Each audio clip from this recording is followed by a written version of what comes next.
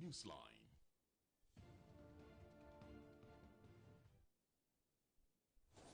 Well, it's 10:30 p.m. and the news has just begun. Good evening and welcome to Newsline on Metro TV. We're live on DSTV channel 277.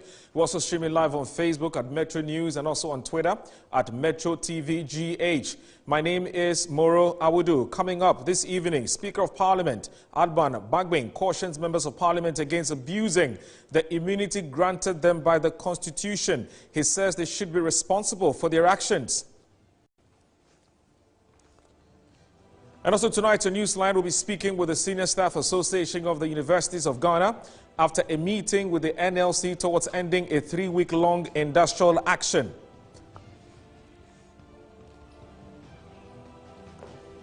Well, Newsline is always brought to you by Delta Paper, producers of Flora disposable tissue. Newsline will be right back.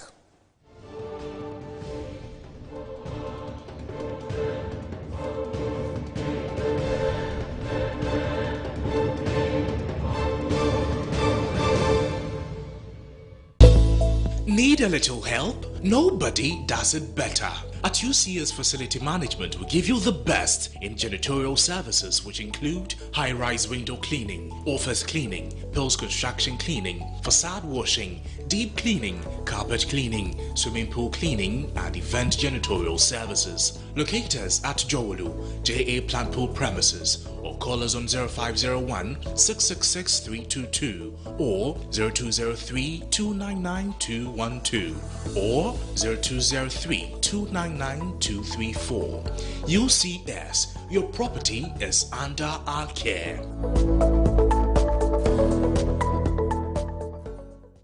Lawful wedded wife to have into home from this day forward. I do.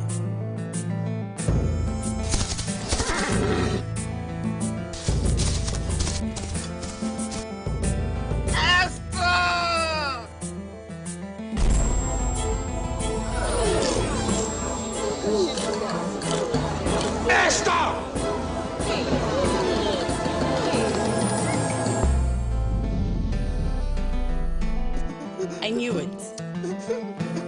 How much drama can you enjoy? See it feely with HD Plus.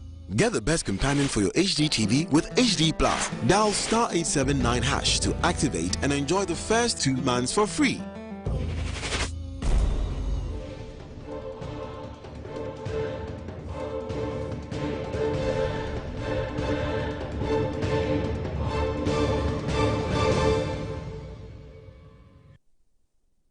And now welcome back to the program.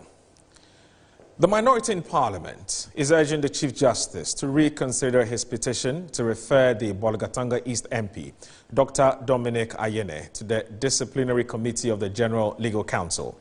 According to the minority leader, Haruna Idrisu, the action of the Chief Justice is in bad faith, an assault on free speech and the fundamental human rights of the Member of Parliament. Dr. Dominic Ayine is reported to have said the Supreme Court failed to apply the rules of procedure in passing judgment on the disputed 2020 presidential elections. He made the comments at an event organized by CDD and the Kwame Nkrumah University of Science and Technology. In a letter written by the Judicial Secretary, the Chief Justice took issues with the views expressed by Dr. Dominic Ayine and subsequently referred him to the Disciplinary Committee of the General Legal Council. Addressing the press on Wednesday, Haruna Idrisu indicated that the Chief Justice will set a bad precedent if the case is allowed to proceed. That we in the minority find the invitation to be in utter bad faith and meant to be an attack on free speech on Parliament as an institution and also as an affront to democratic and academic freedom. This invitation must also be seen to be an attack on freedom of expression, and it's only deepening growing concern about the creeping culture of silence in our country, which is gradually lingering its ugly head on our democratic dispensation. The minority leader, Haruna Idrisu, added that Dr. Dominic Ayine is duty-bound to speak to the public on matters of public interest. He described the petition from the Chief Justice as an attack on Parliament as an institution. The Chief Justice's position, in our view, is an infringement of Dr. Ayine's right to free speech on all scores and intended to render him ineffective as a representative of the constituency and as chairman of the Statutory Legislation Committee of Parliament. It must be observed that this is the first time that any Chief Justice in Ghana's history is descending into a matter of discourse to prevent a member of Parliament and a lawyer from freely expressing his right to free speech in a matter that is not pending in court, but arising out of a judgment of the Supreme Court. The minority leader further emphasized that the NDC will resist any attempt to weaken its potency as a credible opposition. Meanwhile, the Speaker of Parliament, Alban Sumana Bagbing, has cautioned the judiciary against serving members of Parliament court writs or effecting the arrest while at duty because it's in clear breach of the 1992 Constitution. The Speaker also cautioned members of Parliament that the immunity given them by the Constitution is not absolute. He urged the members of the House to be responsible. Here, I gathered information that some members were arrested, were prosecuted, and they are before court without any notice to the Speaker. This cannot continue. Even when a member is alleged to have committed an offense and being investigated, the Speaker must be given notice. Because some of the rights that we have are termed immunities, and those immunities are absolute. For example, in Parliament here, during the course of plenary, whatever you say here is absolutely protected by law, and you are immune from any process outside Parliament. And that is why the Speaker's certificate and intervention are necessary, because the Speaker will have to be opportunity to know why the member is being investigated or arrested. And when it's one of the absolute immunities, the intervention of the Speaker. The Criminal Division of the Accra High Court has dismissed without merit an application filed by former Chief Executive Officer of COCOBOD, Dr. Stephen Opuni, requesting the judge sitting on the case to recuse himself in the ongoing COCOBOD trial. Now, the lawyers of Dr. Opuni filed a motion at the last hearing praying the court to kick out Justice Clemens Jackson Onyenuga because he made comments they deemed prejudicial. But according to the court, the application was brought in bad faith, hence his decision to dismiss it. Metro News' Elvis Andor was in court and has filed this report. Supreme Court Judge Clemens Onyenuga, who is hearing the case as an additional High Court judge, has been accused of bias. According to lead counsel of the former COCOBOD boss, Justice Onyenuga had made comments in open court and in his ruling on a submission of no case application that leaves them in no doubt that their client will not get a fair trial. He further argued that the Justice of the Supreme Court did not give ample time for the accused and his legal team to file their defense before dismissing their submission of no case motion and believes his client will not be given a fair hearing. But the state attorney, Evelyn Gleeson, opposed the argument on the ticket that the application has not disclosed any circumstance warranting the application for the justice to recuse himself from the case. She further argued the Constitution allows that a criminal trials such as this are heard expeditiously. The state attorney added the court has been gracious to the legal team of the accused by giving them a week to open their defense, but after 24 days, the team have failed to act accordingly. Evelyn Gleeson requested the counsel for Dr. Opuni to adduce credible evidence that shows any biasness against his client. It was on this note that the court dismissed Dr. Opuni's application on the merit that it was in a bad faith. Sami Jemfi, a member of the legal team for Dr. Stephen Opuni, spoke to the media. We're hoping that application was going to be upheld. Unfortunately, it was refused. We are currently not privy to the next line of action of counsel for the first accused or the accused persons, but we will continue to follow the issue keenly and solidarize with our comrades and hope that at the end of the day, the truth will vindicate them. We are all discerning. This is The National Labour Commission today met with the leadership of the Senior Staff Association of the Universities of Ghana on finding a common ground on ending an industrial action by the Senior Staff Association of Universities of Ghana, which has lasted for weeks. The association went on an indefinite strike after the National Labour Commission failed to resolve delays in the payment of their Tier 2 pension. Now, to tell us more about today's meeting and what the way forward is the National Chairman of the Association, that's Mr. Zakaria Mohammed. Welcome to Newsline. Thank you so much for having me on Newsline. But I'm sure we're all curious, what was the outcome of today's meeting? And more importantly, are you going back to work? Yes, we have, the day meeting was very fruitful. We have made a lot of compromises and interventions and agreements. And what even puts the meeting to finalize on the outstanding issues that borders on the senior staff of Public University of Ghana was based on the fact that Vice Chancellor Ghana for the first time were present at the meeting, and I can tell you on authority that the meeting has been very fruitful, and that God willing, latest by tomorrow at 8 a.m. there will be a communique, and definitely the communique will be to the effect that the strike has been called for. Well, we're grateful that you joined us this evening because, in fact, the main reason why we called was for us to find out whether you're going back to work tomorrow. Now that you have broken the news here on a Newsline that you're going back to work tomorrow, that certainly is a piece of good news. I want to thank you very much. You have yourself a good night. Thank you so much for having me. Right. You just heard Zakaria Mohammed. He is the president of the Association of the Civil Staff Association of Universities of Ghana, speaking to us on Newsline tonight. We're going to be taking a short break. We'll be back shortly. This is Newsline.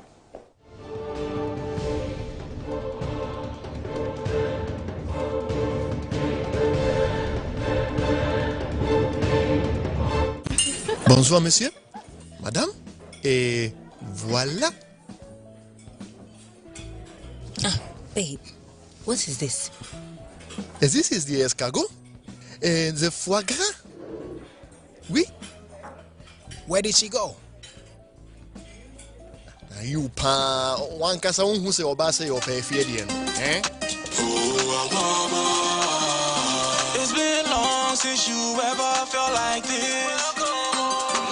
Welcome to the best in Ghanaian entertainment on Akwaba Magic. Welcome home to Akwaba Magic on DSTV channel 150. It's your moment. DSTV.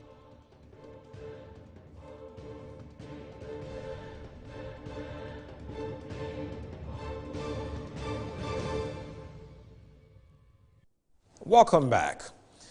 Now, the Minister for Lands and Natural Resources, Samuel Abu-Jinapor, has called on Ghanaians to participate in the upcoming Green Ghana project by planting trees across the country. The project, which starts on Friday, 11th June 2021, is aimed at restoring the forest cover of the country, which it says has been destroyed by illegal mining activities in the forest and systematic forest degradation. He made a call at a press briefing organized to throw some more light ahead of the commencement of the project. Green Ghana project, launched in March 2021, is aimed at restoring 80% of Ghana's forest cover, which has significantly been destroyed by illegal mining and logging, amongst others. The project, dubbed the Green Ghana Day, commences on Friday, June 11th. The Minister for Lands and Natural Resources, Samuel Abu-Jinapor, speaking ahead of the program, called on all Ghanaians to participate in the project, adding both the President and other dignitaries would join the tree planting project. On Friday, the President of the Republic, His Excellency Nana Addo Dankwa Akufo-Addo, at 1 p.m. at Jubilee House, at the lawn of Jubilee House, will plant the commemorative tree. The commemorative tree which will signify or symbolize that the Ghanaian people planted at least 5 million trees on June 11, the Green Ghana Day. Other high-ranking officials of our country will plant trees. But even more importantly, ladies and gentlemen, members of the press, is that the Ghanaian people are expected, and we are very hopeful and optimistic, that on this day, we'll all spare an hour or two to step forward and step out to plant trees across the country. And indeed, the catchphrase and the slogan is that plant a tree, take a picture of it, and post it. He added 6 million seedlings have been secured for the project and would be made available for all Ghanaians at vantage points in the country. The seedlings are going to be distributed to all Forestry Commission district offices, their regional offices, various malls across the country. The National Theatre in Accra will have seedlings, the ministries, and vantage points, the places where public places of our country, markets, and so on and so forth. And these seedlings are going to be available. And the expectation is that you walk to a point where you find a seedling, you pick the seedling, there will be guidelines as to how you plant the tree, and you plant the tree. When you plant the tree, we expect that you also take it upon yourself to nurture the tree until it gets to maturity. The minister said monitoring mechanisms would be put in place to ensure that the trees planted on Friday, June 11th, survives. Now, we're going to also have a monitoring and evaluation team which will continue to monitor how well these trees do on a quarterly arrangement. And eventually, at the end of the year, on the first anniversary of the 2021 Green Ghana Day, we will take stock as to how we have fared. He is optimistic that the project would lead to the restoration of the country's forest cover. President Akufo-Addo has assured the people of Burkina Faso of West African leaders' resolve and determination to win the bloc of terrorists. The president, who is also the chair of ECOWAS Authority, is in Burkina Faso to commiserate with President Roch Marc Christian Kabore on Wednesday after 160 people in that country were massacred by unknown jihadists on Sunday. Attack in the rural community of Solhan in Burkina Faso has been described as the deadliest in 6 years. The government declared 72 hours of mourning after 160 people were killed by unknown militants. President Akufo-Addo visited Burkina Faso on Wednesday to commiserate with the citizens. He gave an assurance that the ECOWAS will work to get rid of militants in the Sahel. I'm here to express the solidarity of the ECOWAS community and the Ghanaian people by the events that have taken place recently in Burkina Faso. It is obvious that if we don't all stand together, we risk the possibility that these terrorists will overrun our various states, and that we cannot allow to happen. So I came here to express to you and to the people of Burkina Faso the deep condolences and solidarity and sympathy of the ECOWAS peoples and of the Ghanaian people who I have the honor to lead at the moment. It's important that at this difficult moment in the life of Burkina Faso, you know that you are not alone and that you have friends who will stand beside you, with you, to make sure that as soon as possible we get rid of these people who are determined to destroy our way of life in our community. The Burkinabe president was grateful to the Ghanaian government for the show of solidarity. Tout d'abord, saluer votre visite. Grateful for your visit of solidarity on behalf of your country, and on behalf of de solidarité que vous exprimez au peuple burkinabé. The next ECOWAS summit will be held in Accra on June 19. Top of the agenda will be to map out a comprehensive plan to combat terrorism on the bloc. Government's chief statistician, Professor Samuel Kobina Enim, has announced the inflation figure for the month of May to be 7.5%, which is a drop from 8.5% figure recorded in April 2021. He made this known earlier today when he met the press. I would want us to be circumspect once we did the rebasing from August 2019, and we did indicate during the rebasing exercise that unless you do the obvious backcasting, one has to be very careful comparing these figures prior to August 2019. Having said that, indeed, this is the lowest rate of inflation that we've recorded since the August 2019 rebasing. So definitely this is something that one would want to have a bit more conversation about that. And what I mean by a bit more conversation is that we always need to be mindful of how COVID-19's rate of inflation are impacting on the current inflations that we've been releasing, specifically from April 2021 and May 2021. It will be recalled that in March 2021, we're still recording double digits 10.3, and in February, we're still recording inflation in the double digits of 10.3. And these are comparable to the inflationary rates that we're recording. Let's now assess the economic impacts of the drop in the consumer price inflation of 13.5% for May 2021. I've been joined on the line by Courage Boti. He's an economic analyst. Courage, good evening. Thank you very much for joining us on Newsline. I'm just wondering, what will be the marginal impact of this drop in inflation of 13.5% on the banks, the stock market, investments, both long and short, etc.?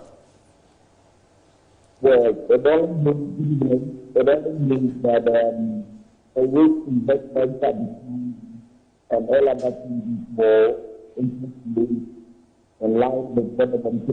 Well, I'm sorry, Courage. Hello, Courage, can you hear me? Yes, I can hear you. Can you hear me? Yeah, I'm struggling to hear you. If you can reposition, I'm sure that we'll get a better line. Okay, so what I'm saying is that with monetary policy going lower, and then the trend of inflation only suggests that the risk to investment are also declining. And that would mean that interest rates will continue on the downside, as we have seen for most part of the year so far. Well, the Bank of Ghana has cut down its monetary policy rates from 14.55 to 13.5%.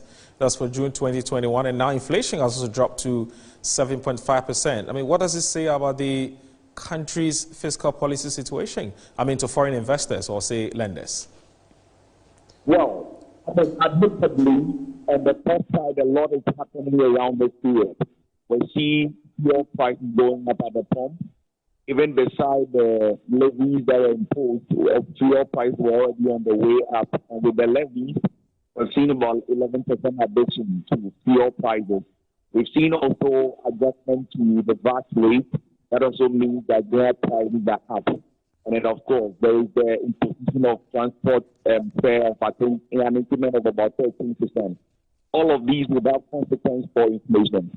But I think for the relevant period of May 2021, the data period would only capture just 1 week of this adjustment. And that is why we are not having a lot of impact of this type of inflation. So the underlying driver of the decline we are seeing is actually the big effect of the decrease in food prices preceding lockdown.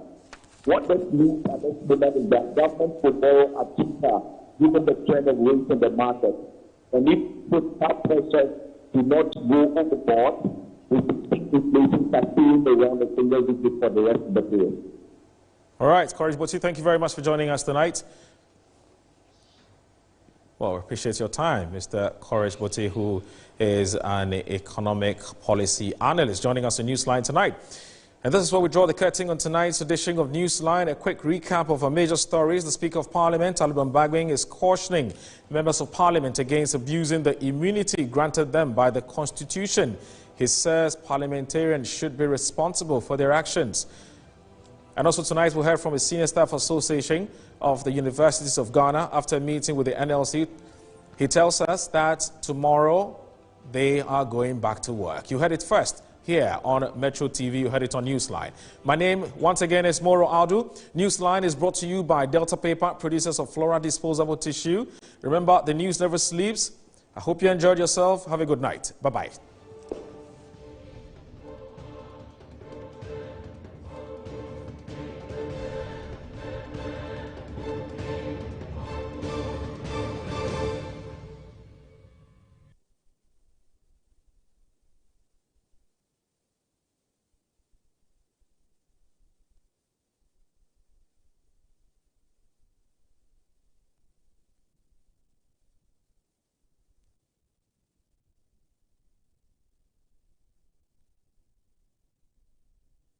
Ghana is a beautiful country. There is so much of it you probably haven't seen, haven't experienced, haven't touched, haven't felt, haven't eaten. When this is all over, let's discover our land again with new eyes. Let's feel each other again. We are one people, brought together by destiny. Let's make that count. Let's show love for each other and our environment. Let's tell our stories. And let's watch and listen to our stories. There will be so much to tell. Ghana is a truly beautiful country. Be Ghana, stay in Ghana, experience Ghana, make Ghana great. And we will invite the world to come and experience Ghana too. But for now, stay home. Brought to you by the National Film Authority. Supports the Stay Home and Discover Ghana Later campaign. This channel supports the campaign.